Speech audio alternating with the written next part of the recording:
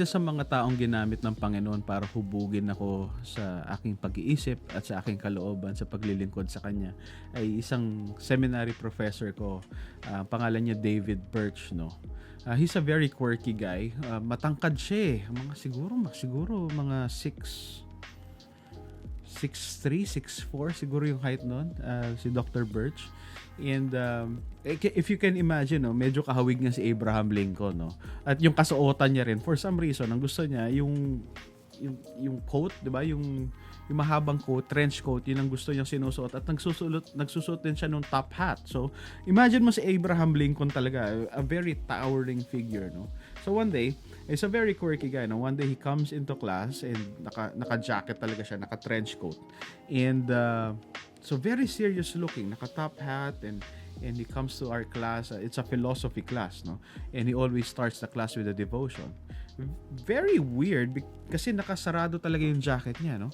And then his face became really serious. He put his hand inside of his coat. So pinasok niya talaga. At out of nowhere, he pulled out, hinila niya, may mahaba siyang espada, yung parang yung pang-gladiator. No? Tapos tinaas niya yung espada niya, tapos tinignan niya kami yung mga estudyante niya, tinuro niya sa amin yung mga espada niya, sabi niya, "Gentlemen, never fight naked." Never fight naked. Tumatak sa akin yung araw na yun. No? Kasi he reminded us that in our day-to-day life, we will be encountering trials and testings and temptations. No? And it's very important to put on ourselves the proper equipment, to arm ourselves with the proper equipment to overcome these things. No? Come to Kapitira, 15-minute program where we talk about the goodness and the greatness of our God. Samahan niyo po ako. Ako si Pastor Rolly Victira. Magkape po tayo at magkwentuhan patungkol sa salita ng Diyos. Pag-uusapan po natin sa araw na ito ay 1 Peter 4, 1-3. Muli po, 1 Peter 4, 1-3. Pero bago po natin basahin ito, let's join our hearts in prayer. Father, thank you because in you we have everything that we need to overcome. In you we have all the equipment necessary to win the victory that you've already purchased for us. So Lord, as we study your word, would you open our hearts and our minds to really appreciate what we have in you, and would you minister to us, Lord, personally sa inyong salita. Lord, thank you. In Jesus' name we pray. Amen. So 1 Peter chapter 4, 1-3 says, "Since therefore Christ suffered in the flesh, arm yourselves with the same way of thinking. For whoever suffered in the flesh has ceased from sin, so as to live for the rest of the time in the flesh, no longer for human passions, but for the will of God. For the time that is past suffices for doing what the Gentiles want to do, in living in sensuality, passions, drunkenness, orgies, drinking parties, and lawlessness and idolatry." I'll continue to verse 4-6. No? Sabi, "With respect to this, they are surprised when you do not join them in the same flood of debauchery, and they malign you.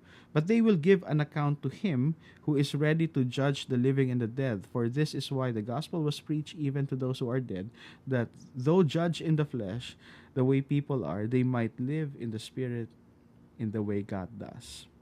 It's very important to arm ourselves with a very particular way of thinking and approaching life, especially as we live out the Christian life. No? Sabi ni Paul sa Ephesians 6:10-13, "Finally, be strong in the Lord and in the strength of His might. Put on the whole armor of God, that you may be able to stand against the schemes of the devil.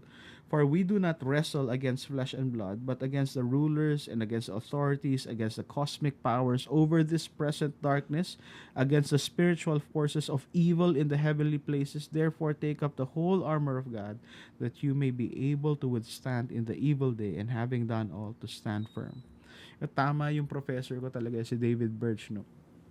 We should be living our lives fully armed at any given moment, no, that we have the proper equipment to overcome yung mga trials, yung mga temptations na hinaharap natin on a daily, a moment by moment basis, no.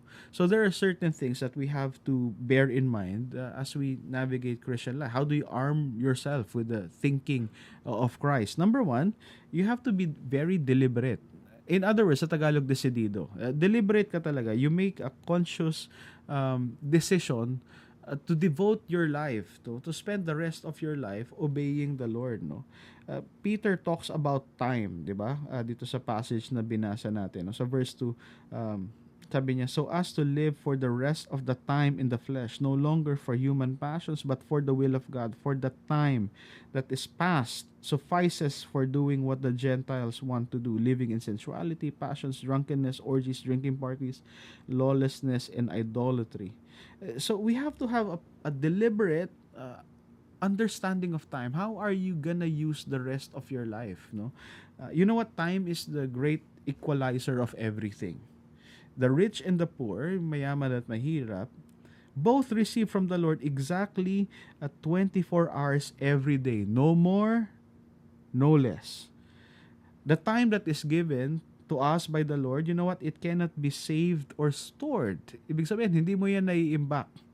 It is spent at the moment it is given. It will eventually run out. No one knows when. Life is not a matter of how much time we have, but how we make use of every moment.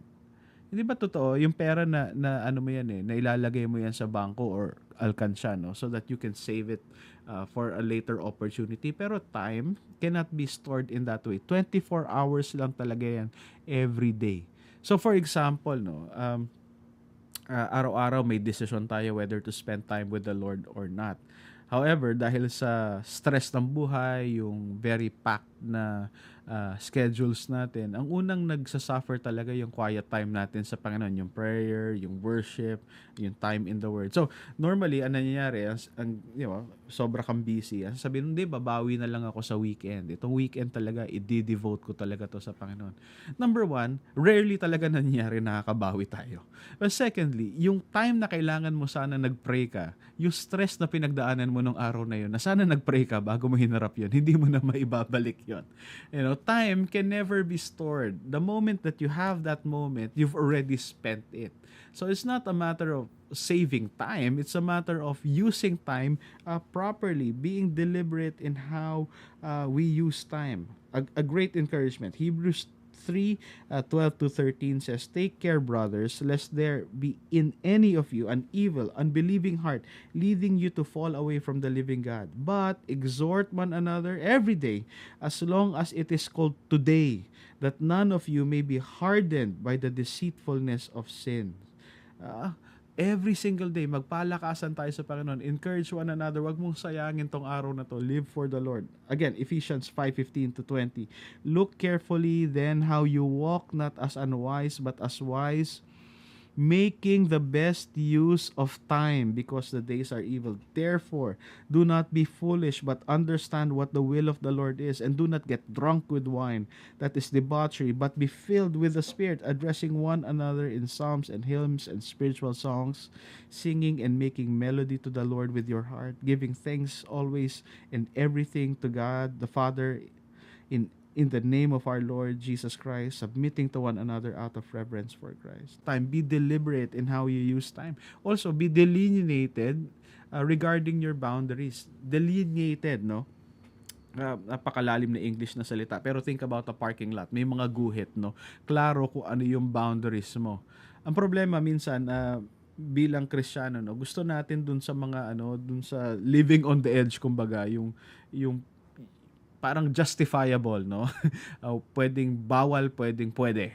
Gusto natin doon tayo sa middle, no? Pero sabi ni Peter, 1 Peter 4 verse 1-13, no?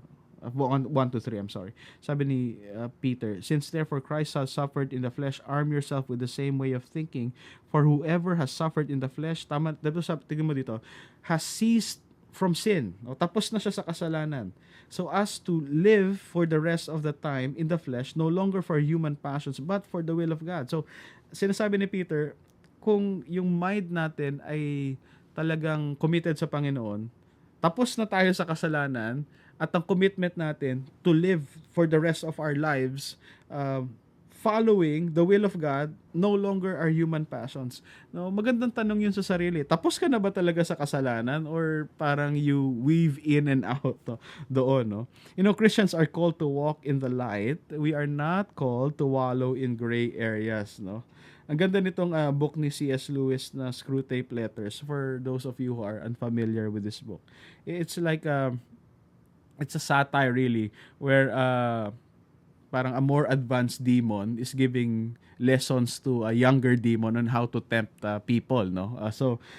Sabi ni C.S. Lewis dito, ito yung counsel nung parang senior na demonyo dun sa mas nakakabata. Sabi dito, kasi yung kanyang tinetempt naging Christian, ano? Itong sabi nung senior demon, sabi niya, you will say that these are very small sins, and doubtless, like all young tempters, you are anxious to be able to report spectacular wickedness.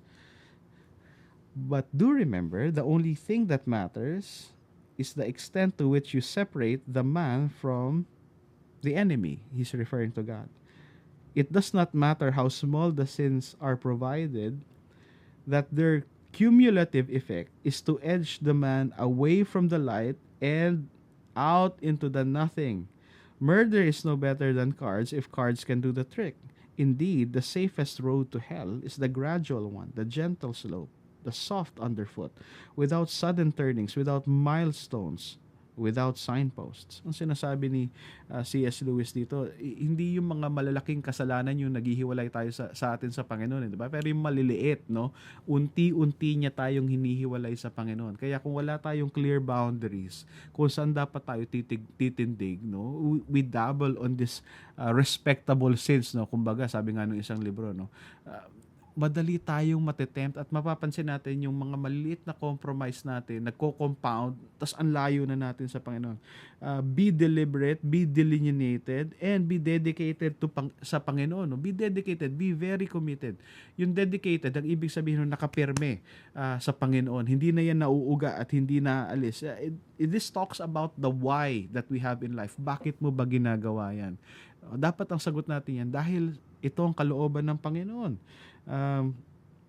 Sabi ni Peter, 1 Peter 4:1-3, pero sa NLT naman ngayon, New Living Translation. Sabi niya, so then, since Christ suffered physical pain, you must arm yourself with the same attitude he had and be ready to suffer too. For if you have suffered physically for Christ, you have finished with sin. You won't spend the rest of your lives chasing your own desires, but you will be, look at this, you will be anxious to do the will of God. You have had enough in the past of the evil things that godless people enjoy, their immorality, lust, their feasting and drunkenness and wild parties, and their terrible worship of idols. Ganda nung translation sa New Living Translation, no? You won't spend the rest of your life chasing your own desires, but you will be anxious to do the will of God.